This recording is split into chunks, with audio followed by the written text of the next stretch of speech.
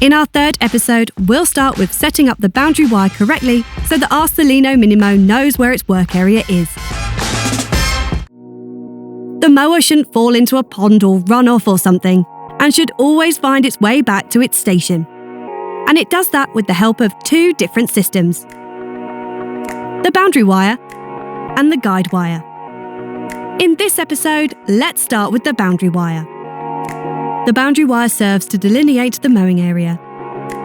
As soon as the mower comes near the wire, it gets a signal from it, turns around and continues in a different direction. But before we can really get started with laying it, this is very important. The guide and boundary wires have to be connected at some place at the other end of the garden, as far from the charging station as possible. It is important to define this spot in advance because we have to plan a 10cm loop there in the boundary wire. For me, it would be this spot. Okay, now let's get the boundary wire.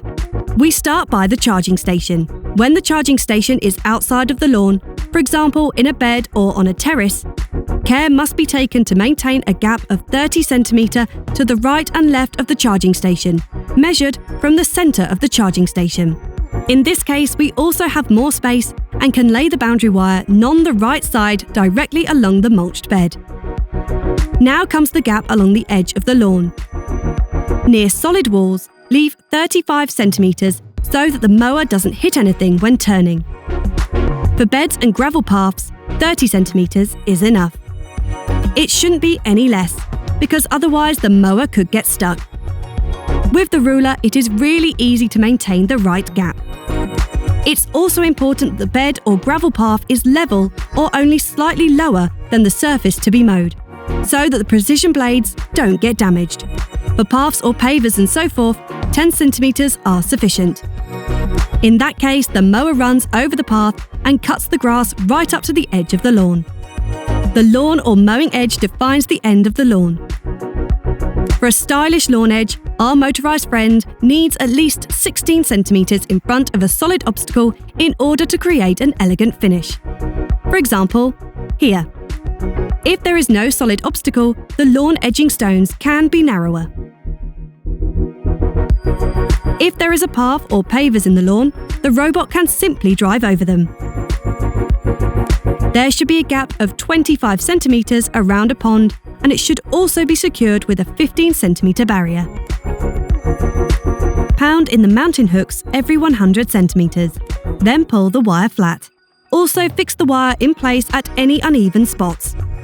The wire has to lay absolutely flat on the ground everywhere so that the mower doesn't damage anything when driving over it. Speaking of driving over things, you can define how far the mowing robot can drive over the boundary wire using the menu item Crossing Distance in the settings. We'll talk about that more in another episode. You can also bury the wire underground. That way the grass will grow quickly to cover it. Also, fence off individual obstacles. When laying the wire around the obstacle, don't pound the hook quite all the way down. You can use the same hook to fix the wire on the way back. Oh yes, when coming around the obstacle, always start with the side that the wire comes from. That is important so that the wire doesn't cross over itself. That must never happen, since it may cause faults later. Use the same hook on the way back. The beginning and end of the circle should be as close to one another as possible. The signals of the wire then cancel each other out so that the mower can drive across the wire at this point. The mower can recognise a lot of things without fencing. If it runs into an obstacle, it just turns. And, like I said, be sure not to forget one thing in the spot where you've planned to connect the boundary wire to the guide wire. Lay a 10cm loop. Once you've made it back to the charging station, leave about 50cm of wire to connect it.